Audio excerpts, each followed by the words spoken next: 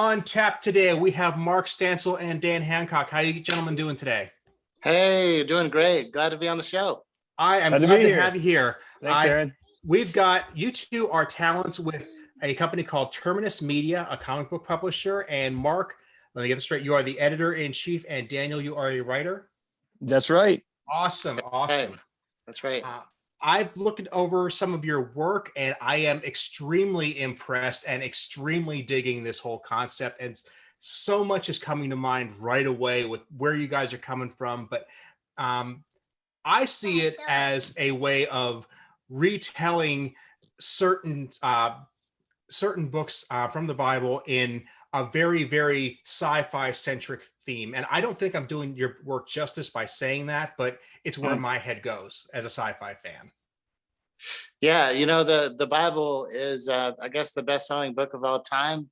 And but it's kind of funny. It's one of those things where everybody is aware of it, everybody knows about it.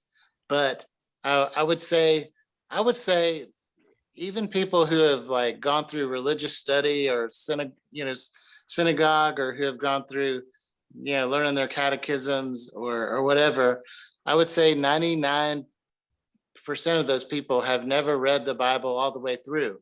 I would say most people who go through seminary have never read the Bible all the way through. But one part of that is there's these great stories in the Bible that most people have never read, they don't know about. There's some folks that I guess the only time they ever go read a Bible is when they want to win a debate on social media or something. Yeah, let me go find that verse that supports what I think here. It's sad if that's the case, because they're missing out on some epic history and epic stories of people who had just the same kind of problems that we have. And it's a story of redemption, and it's a story of lots and lots of war.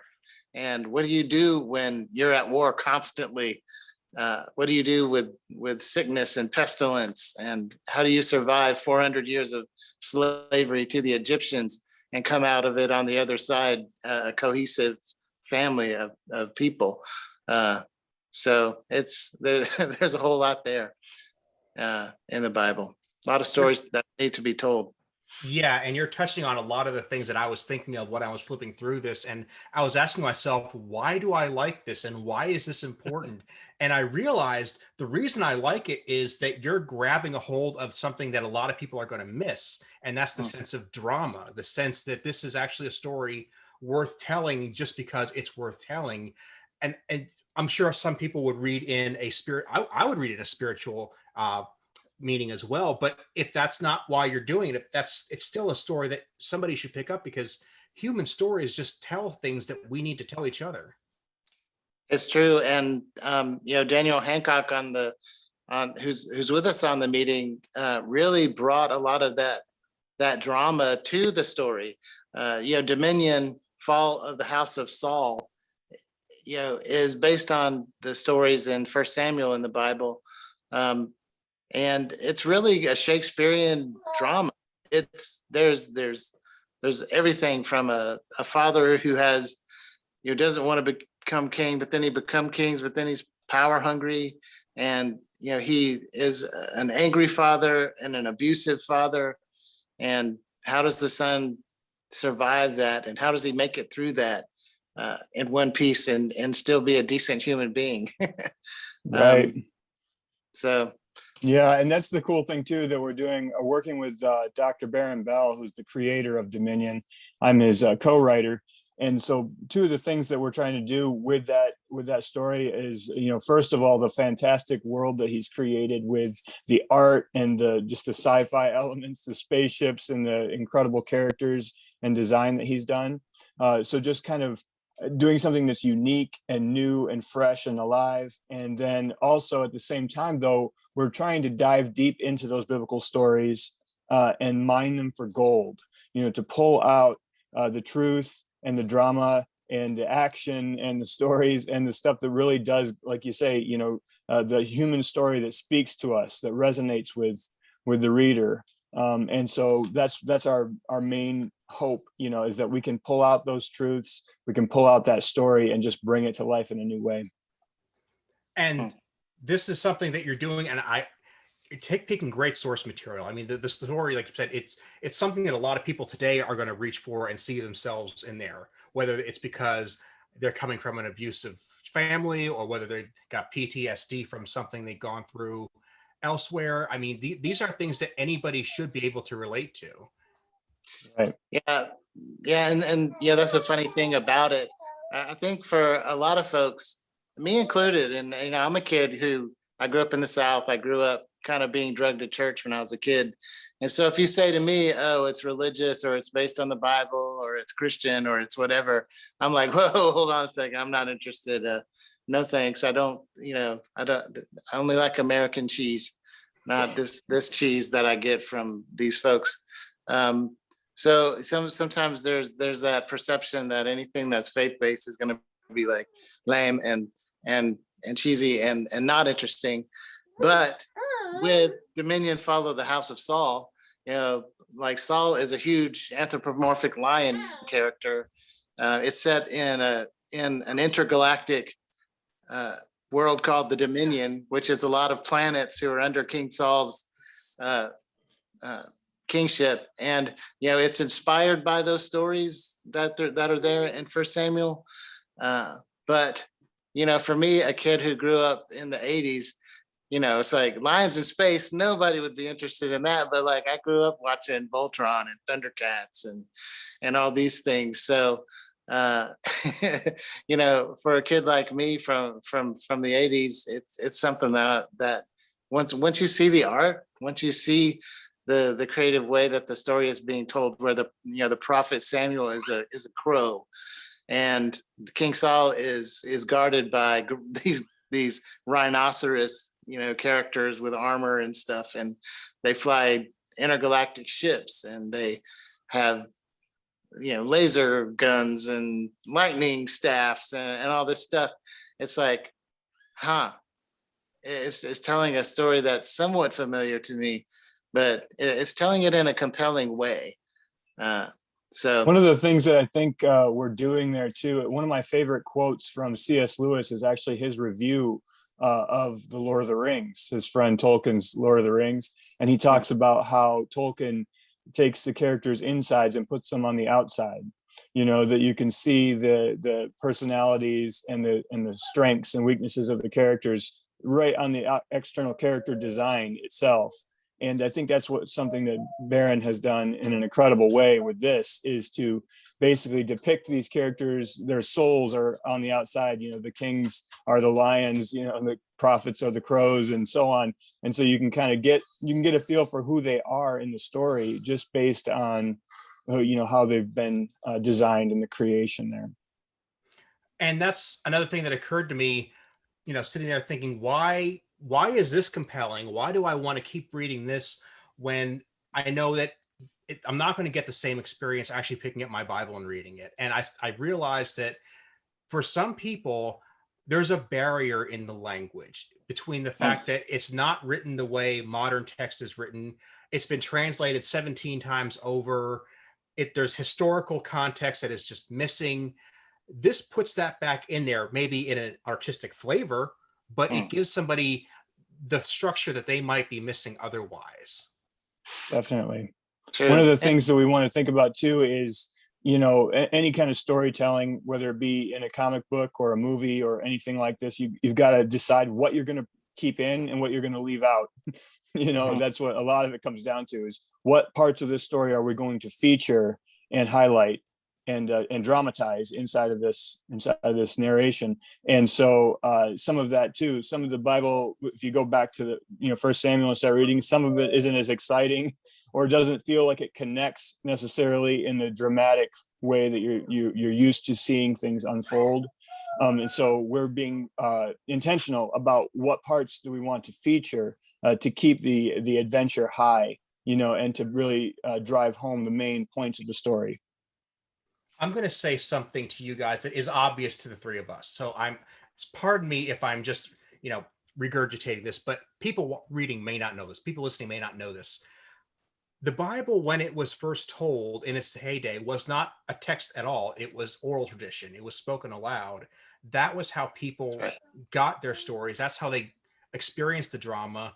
We don't do that very much these days, but we do read Hmm. comic books. So in a lot of ways, you're simply giving this story the strength that it might need in this day and age. Again, giving an artistic spin, that we accept that, but that's, I'm trying to get away from people saying that it's disrespectful to the text to make the characters lions and crows, because I just think that's awesome.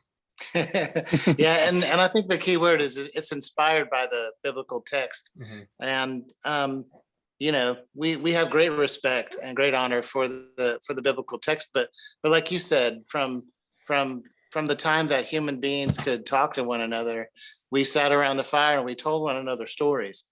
Why were we telling these stories? It's because we communicate all the things that we need to know through stories. We pass down our experience and our knowledge.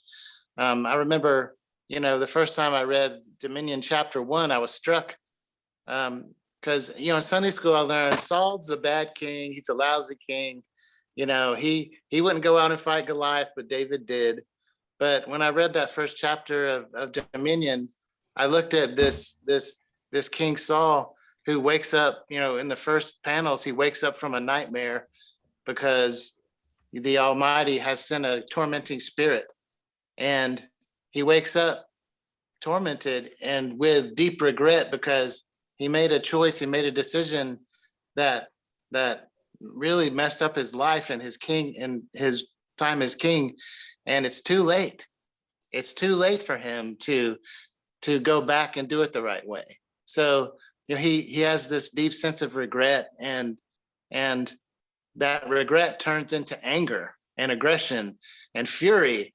And if you're if you're a man, you can relate to those feelings. Life is frustrating, and dealing with failure and success and failure is part of what we as men have to deal with. So you look at Saul's situation and his story, pleading with the prophet, hey, don't leave like this, because the prophet had just told him, you're done, right? Because of this choice that you've made, it's over. You and your whole line are done. And he's just stunned. And I think that how we deal with failure, and it's definitely a theme of Saul's life. And um,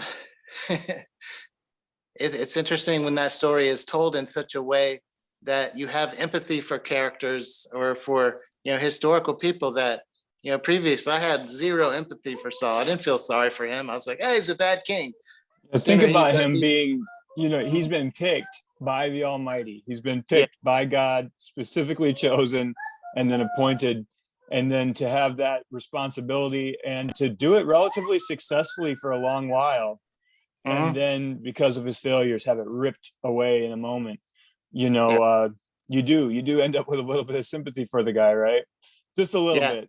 We're gonna make sure to take you on the ride though, because he deserves it for a minute, and then he doesn't, and then we'll have him earn it back again. The guy, he was a complex character though. He's a complex person in real life, and so we're trying to inject some of that real life back into the story that, like as you put it, Aaron, sometimes people go to it, they don't feel that, they don't see that, they don't see those real people, they don't see those real dramatic moments actually happening, on those pages. So that's our goal, bring it back to the surface, and let people experience it.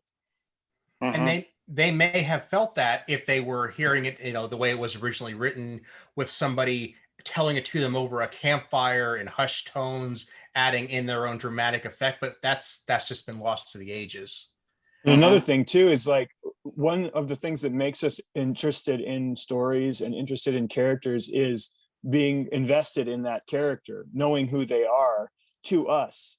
So one of the jobs of a writer is to help a reader, to come to that place of investing in that character relatively quickly, so that you can enjoy the story, and you care about what happens to them. For the ancient Israelites, for instance, hearing the story of Saul, that story mattered to them because Saul was somebody important to them. their kings were important to them. Their nation, what was at stake, that's what was going on. So it automatically had more weight to the original audience than it does to us, who are so far removed from the story, who we go, who is this guy? Who is this king? What is this nation? How do we connect to this? So basically what we're doing is, in our very elaborate fantastical universe and of mechs and spaceships and battles and all kinds of sci-fi elements, we're bringing the reader to a place of empathy with those characters, so that they can resonate with them, so that they can invest in what happens to them. And I think, like you were saying, Mark, hopefully that's what happens. Like what happened with you. You read it, you go, wait a minute, I care about what happens to Saul, in the first few minutes of reading a few pages, and you're already gonna, you got an idea of, I want to know what's going to happen to this guy and if it's going to work out. Yeah, and you think about things like Star Wars, where you have all the ships and all the weapons and everything, and that it happened in a galaxy long ago, far, far away, and but even in Star Wars and in some science fiction, you have that sort of it's like a supernatural element that can't be quantified by technology. So but that's an interesting part of biblically based stories, is that whole supernatural element. And in our stories we call God, the people of Dominion call God the Almighty. That's the name that they give him in the stories. So it's interesting how the Almighty is always sort of there under the surface, and is working and doing things, and at the same time you have characters like Princess Michael, who in the biblical story is like, and there was a princess named Michael, but because our story is inspired by the biblical text, we do take some license with that character, and she's out there defending the citizens of Dominion and piloting a mech. And so that's something that's kind of fun. And we don't pretend to say this is exactly what happened in the Bible, because they didn't have mechs in the Bible. So Right. They didn't. Spoiler. Yeah. But No, so that's a cool thing too, is that if I can plug our other comic that's coming out here this month, is Samson Rise is coming too. You can see that on the website as well. Dominion is there, but Samson Rise is another comic that we've done, and that one actually is based more directly on the biblical text. It's not done in a fantastic world. It's not done in a sci-fi universe. And so with that said, we take even more reverence to the text, making sure that we're as faithful as possible to that. If we're doing it in the real world, we're going to make it as accurate as we can, while still bringing all that drama and a little bit of Hollywood to the story. But with Dominion, we have that freedom to be able to just it's kind of a nice spot to be able to springboard off of the original story and be able to kind of create some new ideas, some new character arcs and things that are happening. So I'm having a great time with that part of it, like coming up with what's going to happen to Michael, what's going to happen to Jonathan, and then it's kind of nice because for anybody who does know the biblical story, they're going to see where the story intersects back to the biblical text. They I know that part of the Bible, right? And but we do take bunny trails, with the character. We say we're going to go over here and have them kind of have their own little subplot, and then bring it back to the inspirational text that we're starting with. So it's been exciting to see that, and just kind of, because everything we're doing, this is another thing too, is like everything we're doing with those bunny trails, those side subplots and storylines, it's all still faithful to the heart of the story. It's still faithful to the heart of the character that we're basing it on. So it works nicely to be able to see, to be able to weave those stories in so that it's a plausible reaction, plausible storyline for those particular biblical characters. Yeah, and one good thing about all of these stories that we're talking about is you can go on our website, terminusmedia.com, and we have little trailers for every comic book. We have trailers for Dominion, Fall of the House of Saul, so you can see the lions piloting the ships and fighting with one another. And get a feel for what the script and the characters are like. But also for our other book, Samson Rise, there's a great trailer that Daniel and the team have produced for that as well. That gives you an idea of what that character was going through. That character that Samson Rise is based on. Samson was about as tough a guy as you can get. He killed 600 soldiers with the jawbone of a donkey. These are soldiers in armor. Speaking of complex biblical characters, right? Yeah. We bring up Samson, and he was one of them, right? Right. But he was a guy who had issues. He had problems. He had weaknesses. And his weakness was a weakness that a lot of guys have. His weakness was women.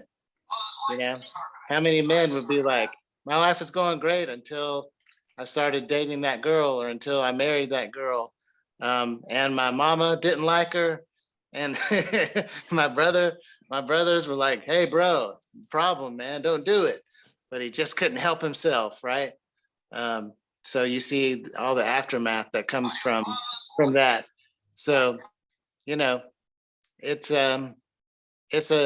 it's a story where I, as a guy, I can relate, man, and it's visceral, and it's real. It's one thing about the Bible is those stories are real. Those people really went through some heavy duty stuff. And in Samson's case, one of the things we want to do with that book is to get it into the hands of guys, especially guys, guys who are going through stuff, guys who are incarcerated. Man, if every guy who's sitting in jail could read the book, I think it would encourage them. Everybody who's lost their way in any way, anybody who's lost their way, anybody who feels like they were doing the right things and have stepped away from that calling, those people, that story of Samson, especially the way that Daryl Pennington and Matt Baker have created it, the way that what they've chosen to include, what they've chosen to keep into that story, has definitely highlighted that redemption and the hope that comes out of that story, as well as the weaknesses and the failure and and moments of victory as well. But definitely that redemption and that second chance is featured. Right. And in that book, Samson Rise, it's sort of, the creators are from Australia. So they see things from a little different perspective, and that's a good thing. We at Terminus Media, we work with creative talent from all over the world: Brazil, Australia, the Philippines, United States. I was on the phone with the UK this morning, actually, Mark. Were you? Okay. Yeah. Cool. But that's good, because it gives these stories more perspective, and frankly makes them more interesting.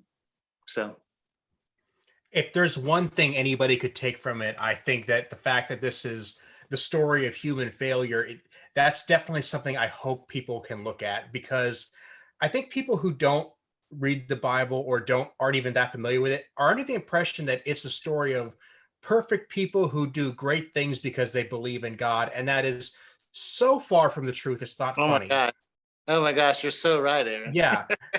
If you look at the Bible, when God goes to people, almost every human he comes to, with extremely few exceptions, they either don't want to do it, they try to weasel their way out of it, they screw up after they agree to do it, and God still says, yeah, but you did what I need you to do.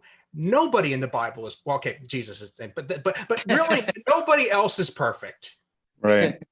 To plug another one of our products on the website there, our audio drama, End of Darkness, is there. And we feature all of the main disciples in that story and show all of what you're talking about, all of the, hey, Jesus says, you're going to do this great thing, come follow me. And then all the failures and mistakes. And basically one of the young kids that listened to the audio drama recently came back to their parent and goes, I don't know.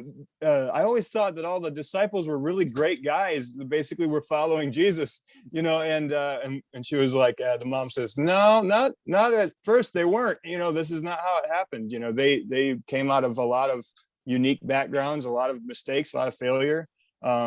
some of them had attitude problems, and eventually, we know that the end of the story where they begin to follow him and they make some changes, but to see them as real people was one of our goals with that project as well. So definitely check that out. It's worth it to help you think through your own path, because you see all the humanity inside those characters. Guys, Yeah. anything before you start, Mark, anything you guys mentioned, I'm going to put in the show notes on my website, aaronbossig.com. So if somebody needs a shorthand way to get to any of this, I'll try to make that easy. Sweet. Perfect. Yeah, I think if you actually read about whether it's disciples, whether it's, when Moses, sees the burning bush and God says, "Hey, dude, I want you to go free the Israelites from the Egyptians," and he goes, "Oh yeah, just paraphrasing. You mean the Egyptians where I killed somebody and I had to run away? You want me to go back there? Yeah, I want you to go back there." And he's like, I can't talk. Like he literally said to God, "I can't talk. I'm not qualified." And the great thing about these people that are talked about in the Bible is they're people just like us with weaknesses and problems, and they're people that everybody told them the right thing to do, and they struggled anyway. It's like you read the story of Noah in the whale, Jonah in the whale, right? "Hey, Jonah, I want you to go tell the people in Nineveh about me." And he's like, "What? You mean Nineveh, those people that go into cities and just kill everybody?" And the Ninevites, they were Assyrians, right? So, one of their war tactics was they would take a captive and they would put him in a rolling cage that was on a train of rolling cages. They'd whack off an arm or mutilate them in some way, and they'd pull that train around the city that they were going to conquer next. And they would say, "If you don't lay down your weapons and give in to us, we're going to do this to you. See all these main people? That's what we're going to do to you." So these are the people that God is saying, "Hey, Jonah, I want you to go tell them about me so they'll repent and get right with me." Jonah's like, "No, I'm not doing that. No, no, not going to do it."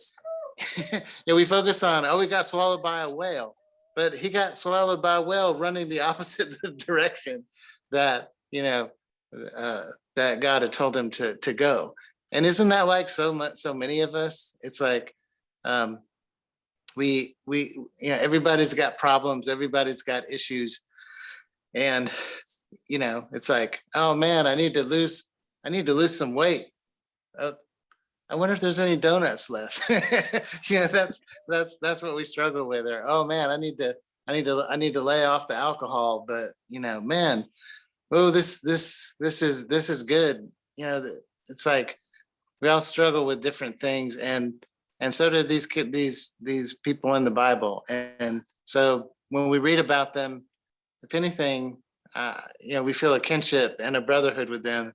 We're imperfect just like they are, but there's that supernatural element in the Bible, that X factor, that thing that's unpredictable, that makes all the difference a lot of the time. So, and that's something we're trying to come back to Dominion again, is that's something that we're definitely weaving into that story, is the difference in the relationships of each of the characters with God, with the Almighty in that story. As Saul and the Almighty do not interact the same way that his son Jonathan does. That does not work the same. The princess is different. They have different perspectives. They have different relationships. And now, as we spoiler alert, introduce David in chapter 3, as he's coming in here, he's going to have even another much different perspective, much different relationship with the Almighty than the other characters in the story have up to this point.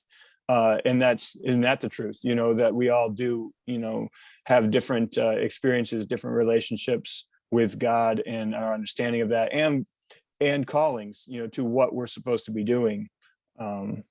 So it's kind of cool to see how that's working its way through the story. Each new chapter, as we're developing them, we see the characters become more and more real, more and more unique, more and more existent over there. You know what I mean? They have their own life. They have their own reality of character that they've that's developing. So it's great to see that.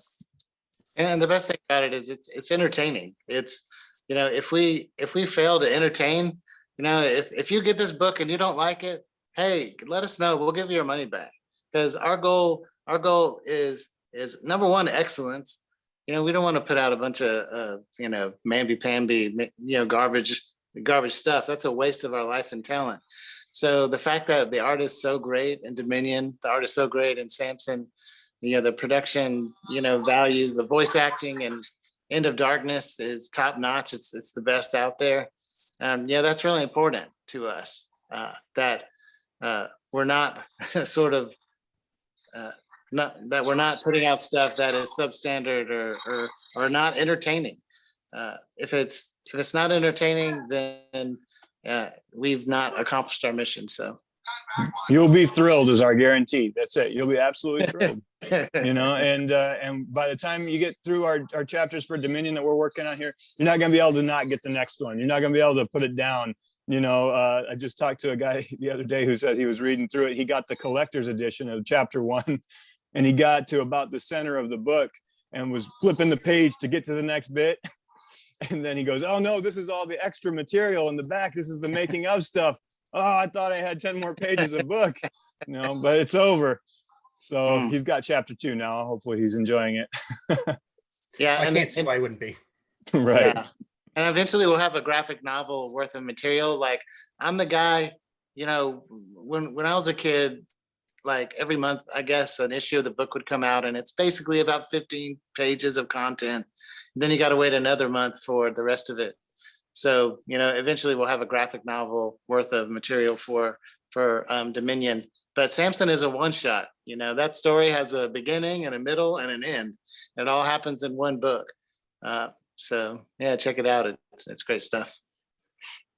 Again, everything there is going to be in the show notes. I'm definitely just, I want to back up what you're saying there about everything being top notch, because another reason I want to tell people that these books are based on the Bible, but I know that they're going to think the same thing I might have thought, and that is that they picked up stuff like this in the past, and you have the feeling that the people that made it were willing to take shortcuts, because yeah, the art isn't going to be that great, but you're going to buy this for your kids to read them Bible stories. So I can take that shortcut, or this is going to be a gift for my grandkids. I don't really care if the dialogue is that. You guys care.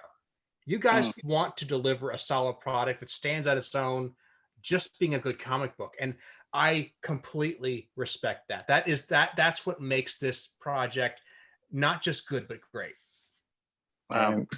Well, thanks for that, Aaron. Yeah. Sure. And that's true. It's absolutely true. And the other thing too, we want kids to read these books. Samson's really set more for mature teens and up, but for Dominion, we want kids to read the book. But again, another quote from C.S. Lewis, he says, a book that's only worth reading when you're a child isn't worth reading even then, he says, and so that's how these Dominion books are. I mean, these are not specifically for kids. These books, we have adults of all ages, people who are enjoying these stories, because we're writing them in such a way that they connect with anyone. It doesn't matter who you are, how old you are. So my kids love them, but my peers love them, and so I'm sure that you are going to enjoy Dominion when you get a chance to read it, which will happen very soon, I'm sure, after this interview, because it's exciting stuff. Go to the website. Yeah, absolutely. And I was talking to a gentleman earlier. We're talking about Brian Head, who's the guitar player for the band Korn. He had a kind of a coming to faith experience, and he was stunned by it, because he was like, I thought all these were people were like Ned Flanders on The Simpsons. They were like that guy. Oh, Oakley Dokley, Homer. They're all kind of nerds and that sort of thing. So I want to say I really appreciate your feedback in a positive way, because for us, what we're doing here is is it's almost, in the Bible, it says everything that you do it like you're doing it for God, right? And that's really what we're doing here. We're doing our absolute best to do something that is going to entertain and enlighten and just be like after you eat a good meal, have you ever had like really good barbecue or a really good like fried chicken? I'm from the South, so and you just went, oh man, that was good. That's the reaction we want people to have. We want to have that wow factor because we care about the people that read our book. And so we're going to put our best foot forward and do something that's excellent and something that's compelling and something that's great. So entertaining, something that's entertaining. I think what you're getting at too, Aaron, is that a lot of times Christian stuff, faith-based materials, they tend to, like you said, take shortcuts. But maybe it's that a lot of times they put this. There's a pressure to put a message out, to say your sermon, inside of what you're doing. We're not that, that's not what we're doing here. And this isn't that. We put the story first.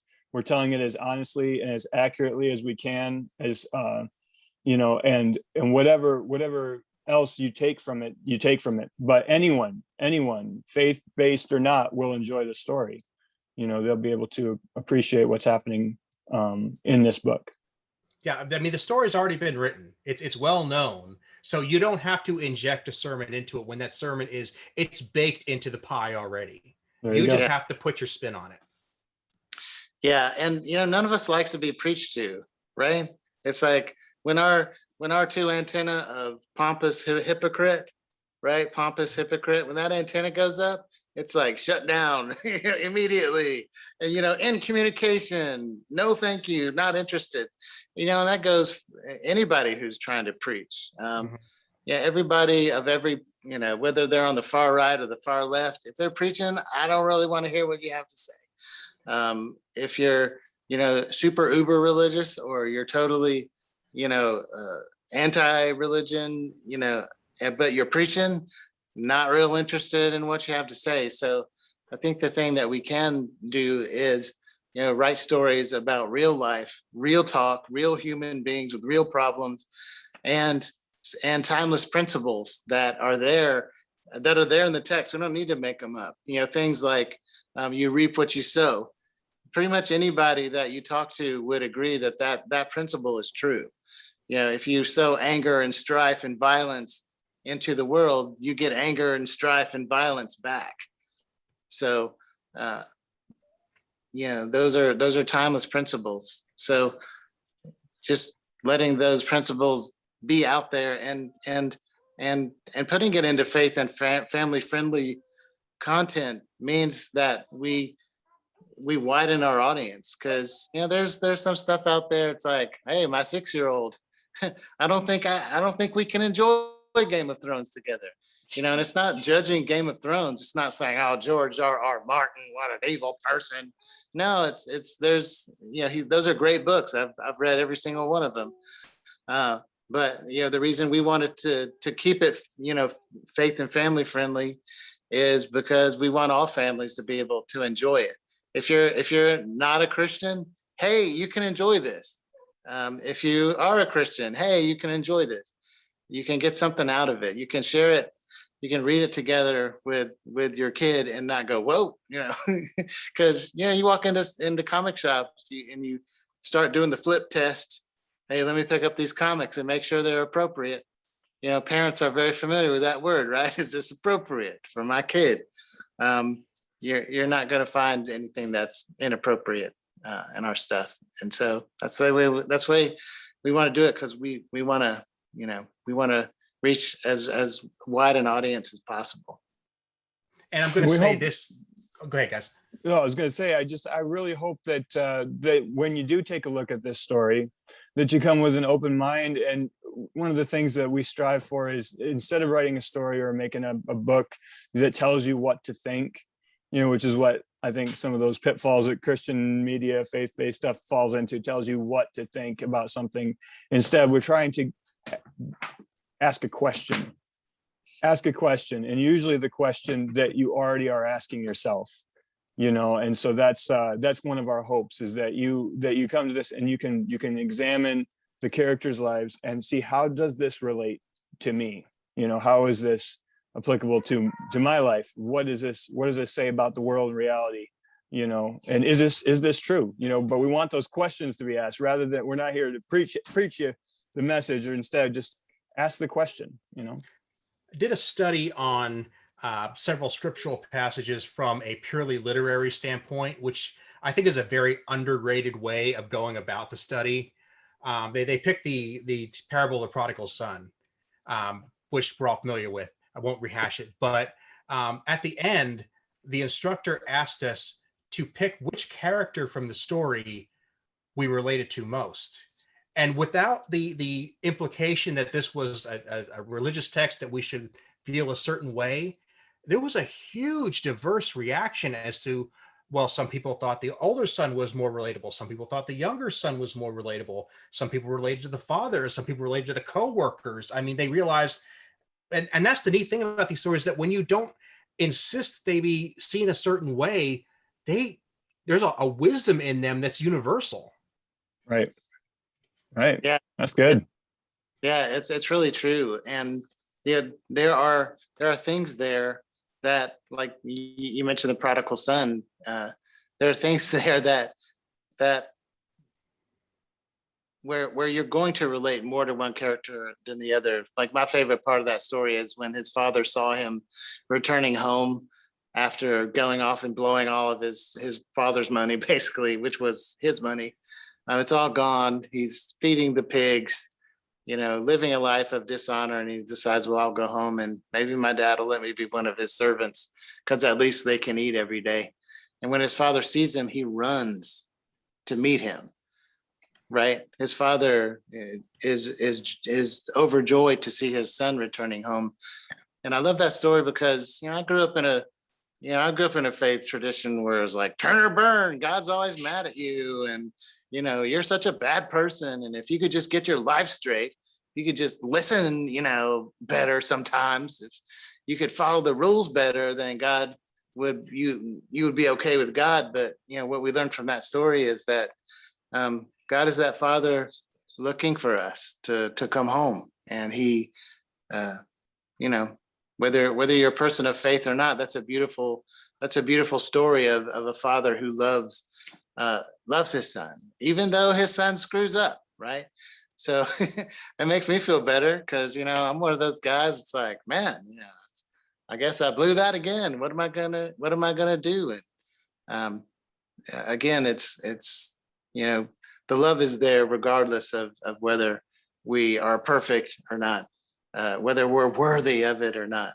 And that's a great thing. Jesus tells that story in End of Darkness. And I still remember working on the reaction that the crowd had to that in our audio version of it, the gasping and they don't know how to take it when he runs, when he says the father runs to him, but in that scene, we actually had him tell the story in the context where he's having dinner with Matthew, the tax collector, and the Pharisees are beating down the door because he's not supposed to be doing it.